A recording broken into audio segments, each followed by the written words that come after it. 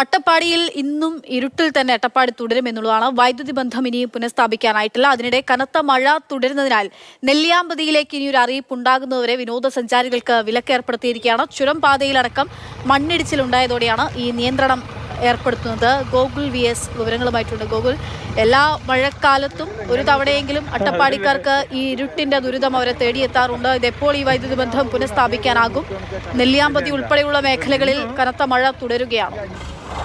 അക്ഷയ, അട്ടപ്പാടിയെ സംബന്ധിച്ചിടത്തോളം ഇപ്പോൾ ഈ ഒട്ടധികം പലപ്പോഴും ഒരു അവസ്ഥ അട്ടപ്പാടിക്കാർ നേരിട്ടിട്ടുണ്ട്. ദിവസങ്ങളോളം കറണ്ട് ഇല്ലാത്തൊരു സ്ഥിതി ഇതിനു മുൻപും ഉണ്ടായിട്ടുണ്ട്. ഇനി ഇത് പുനഃസ്ഥാപിക്കാൻ ഇന്ന് കഴിയില്ല എന്നുള്ളതാണ് മനസ്സിലാവുന്നത്. ഭവാനിപ്പുഴയിൽ ശക്തമായ ഒഴുക്കാണ് ഇന്ന് കാരണം. ഭവാനിപ്പുഴയിലെ കരയ്ക്കുള്ള 33 kV ടവറുകളാണ് തകർന്നിരുന്നത്. ഇത് പുനഃസ്ഥാപിച്ചെങ്കിലും ഇവിടെയുള്ള വൈദ്യുതി ബന്ധം പുനഃസ്ഥാപിക്കണമെങ്കിൽ ഈ പുഴയിലെ നീരൊഴുക്കിന് അല്പം ശമനം വരണം, അല്ലെങ്കിൽ മഴയ്ക്ക് അല്പം ശമനം വരണം എന്നുള്ളതാണ്.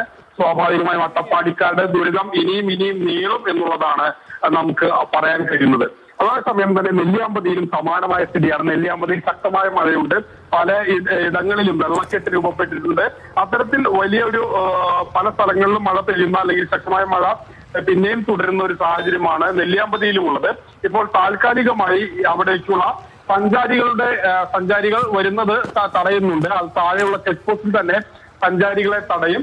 ആ വഴി ചുരം പാതയിലൂടെ കയറിവിടാൻ അനുവദിക്കില്ല എന്നുള്ളതാണ് ജില്ലാ ഭരണകൂടം അറിയിക്കുന്നതും അതോടൊപ്പം തന്നെ വനം വകുപ്പും അറിയിക്കുന്നതും. കാരണം നാളെ ഞായറാഴ്ച കൂടിയാണ്, കൂടുതൽ വിനോദസഞ്ചാരികൾ വരാനുള്ള ഒരു സാഹചര്യമുണ്ട്. പക്ഷേ അവിടെയൊക്കെ പല സ്ഥലങ്ങളിലും നെല്ലിയാമ്പതിയിൽ ലില്ലി മേഖലയിലടക്കം കനത്ത വെള്ളക്കെട്ട് രൂപപ്പെടുന്ന ഒരു സാഹചര്യത്തിലാണ് അത്തരത്തിൽ ആ പ്രദേശങ്ങളിലേക്കുള്ള വിനോദസഞ്ചാരികളെ തടയുന്നത്.